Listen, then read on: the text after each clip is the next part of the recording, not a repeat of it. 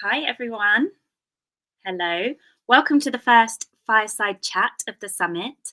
I am here to introduce Asher Mathew, who's the CEO of Partnership Leaders, which is the biggest community for partnerships and business development people. We've only got 15 minutes, so I will hand over to Asher because I know he's got his story to share with you all. Super. Thank you so much, and thank you for inviting me. I'm assuming folks can ask questions, Nicola, as I'm presenting.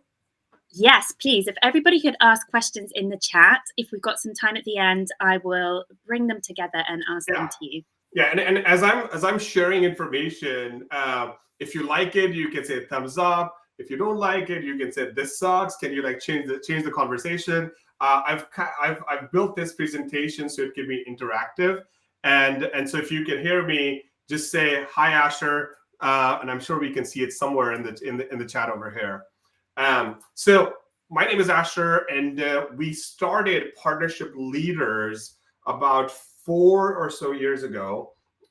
Actually, it'll be the 5th year to be exact. And you can think of Partnership Leaders as a business community. I know in the community world, there are brand communities where you have companies like Intercom and companies like 6 Sense who have communities of their own that they've created. And then there are these business communities out there that I believe a lot of them started actually out of COVID. And that's kind of our story as well. We started out of COVID, and the big problem was that there was no place for people who are partnerships professionals and executives to connect with each other. And this came out of a personal need because between me, Chris, and Ty, we suffered from this problem ourselves. And so we said, let's go find a few people to connect with and discuss best practices, share our learnings, learn from failures, and celebrate successes. And so in 2019, Chris, who's one of my co-founders, sent an email out to 11 people. And that's how Partnership Leaders started. And then very quickly, we moved from email to Slack because the experience was so bad in email that we needed to have a place where we can share emojis, we can share jokes, we can share videos, we can share audio. So that's why we moved to Slack.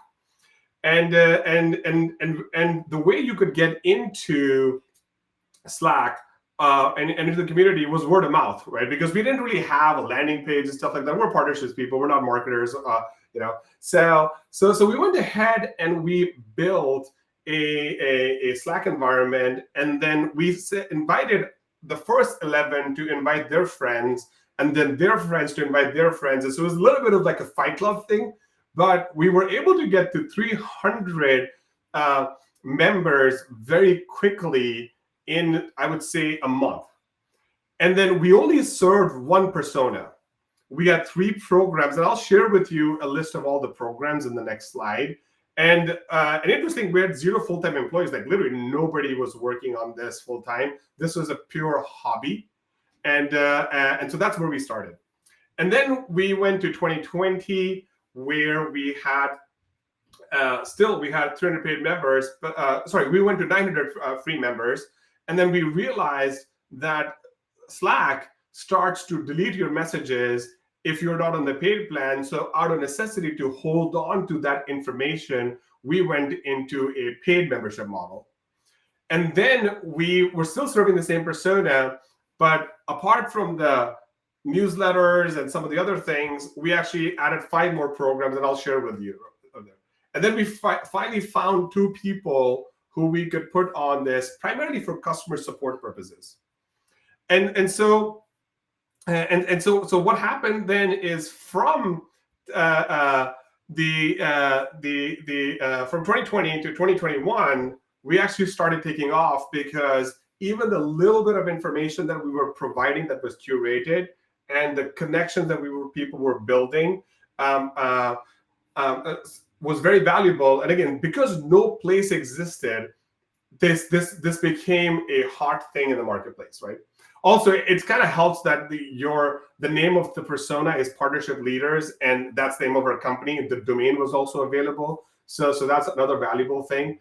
And so we were able to start laying the foundation for what would be partnership leaders today in 2020, and really in 2021, where we started hiring more people. And by the way, like Krista and I were still working as part-time employees because we had full-time jobs. These FTEs were contract workers that we had brought together. And then in 2022, we went to 1,200 paid members, and we started to serve more personas.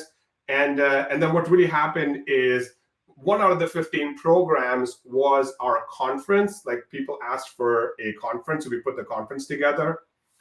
Now, interestingly, on the backside of that conference, our members started saying, look, you guys must be crazy that you aren't building this thing out, because this persona is so underserved, and there's 3 million people out there that need to be part of a community.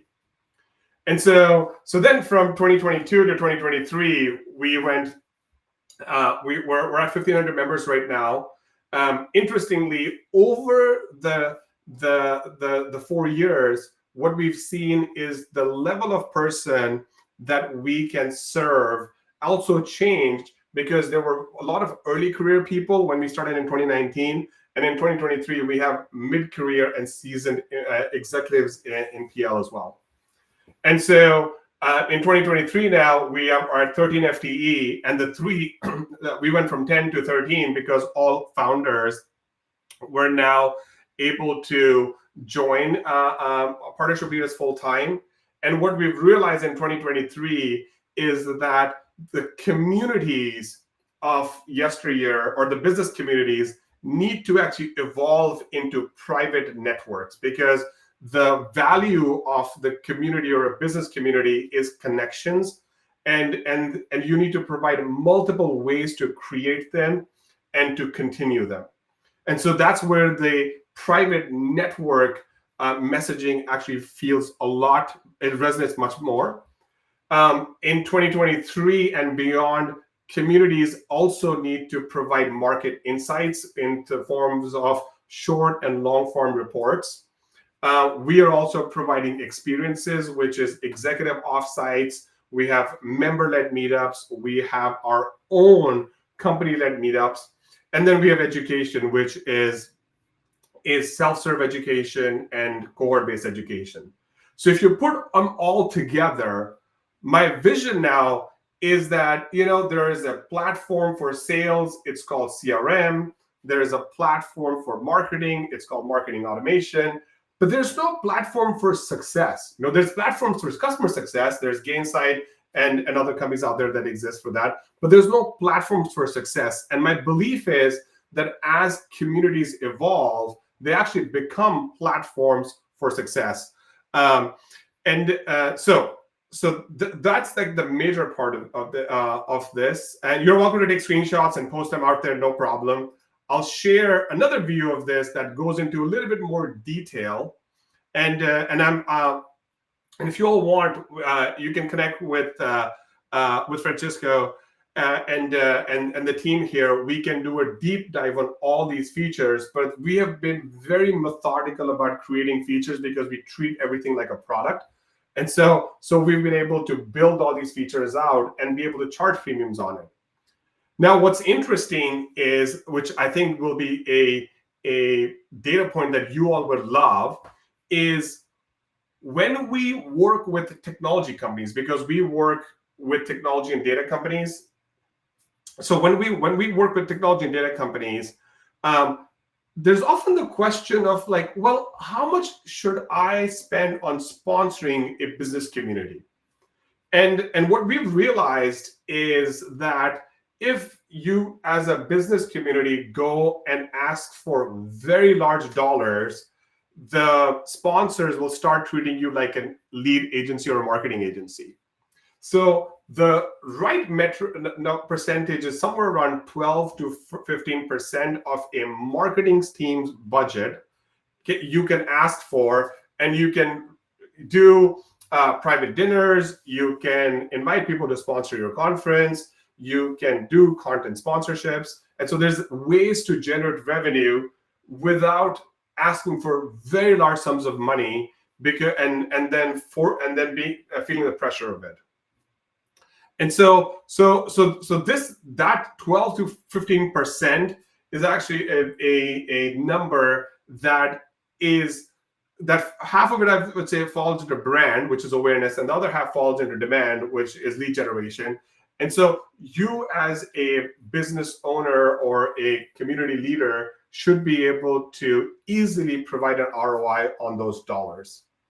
And then on the membership side, we segment our community into IC, manager, VP, and CXO. And so there is segmentation in place. And so we support our members with their role-based journey. And so those are the two things that I really wanted to share with you, like our journey of how we went from a hobby to an industry association, if you want to call it, because our whole mission is to elevate partner teams around the world. And then this slide shows you how we increased our members and how we increased our staff, how we were very methodical about the personas we serve, and then we were very, very logical and iterative about the features of our community. So I'll pause to see if there are any questions or feedback on the content, and if it's resonating with you all. I'll take any questions now.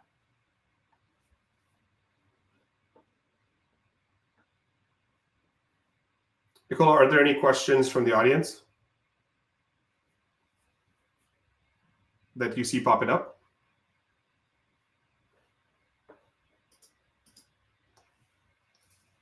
Okay, I don't see any questions on my side.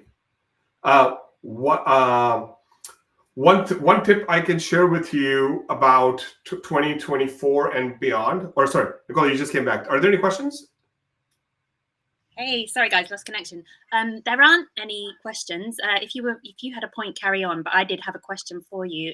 Sure, yeah, go ahead. Share your question, then I can close out with my point. Yeah, sure. I was just wondering. So I love how the graphics brought everything to life about your story. But when you were making those pivots, did you test things out, or did you go with your gut with what felt right?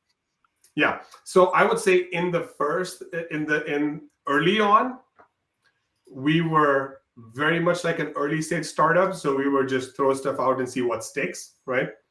Now we are very methodical and logical about what we are testing, because every time we test something, whether it's in the pre-sales motion, which is how we acquire customers, or it's in the post-sales motion, those are two separate motions for us, by the way, right? So whether it's in the pre-sales motion or the post-sales motion, anytime we make a change, it affects the other motion. And so we're very careful on where we test, how much we test. And we also use another framework, and you all will like this, right? We use a pilot, project, and program framework. And so anybody can come up with an idea and we can go pilot it.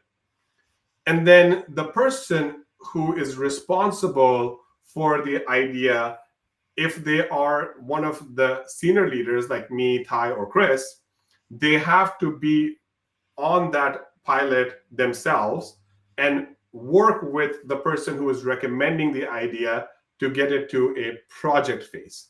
And there are some key milestones that we use to determine whether a pilot is successful. And then how do we work further on the pilot to understand the different features that are required that will come out of the idea, right? So that's then at the project stage. Then from there, we go to a program stage, because if the project is successful, we will staff against it. And then you have a program owner, you have program objectives, and you have program results.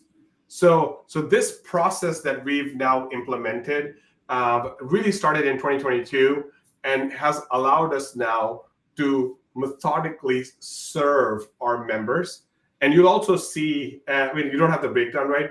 But the members that we are now getting are very senior. And so they're almost like SVP, CXO level members, right?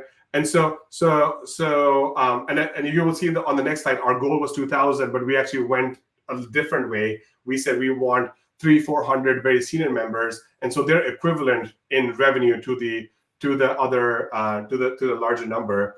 And so this approach of pilot, project, and program allowed us to create a package offering for those senior members. Amazing, thank you. We're nearly at time, so I'll let you finish out. Super. Well, folks, again, if you know anybody in partnerships that is looking for a home, please tell them about us. If you have thoughts, feedback, questions, please drop me a note. You can add me on LinkedIn at Asher Mathew is my name, or you can send me an email at asher@partnershipleaders.com. Outside of that, thank you so much for inviting me today, and good luck with the rest of the program.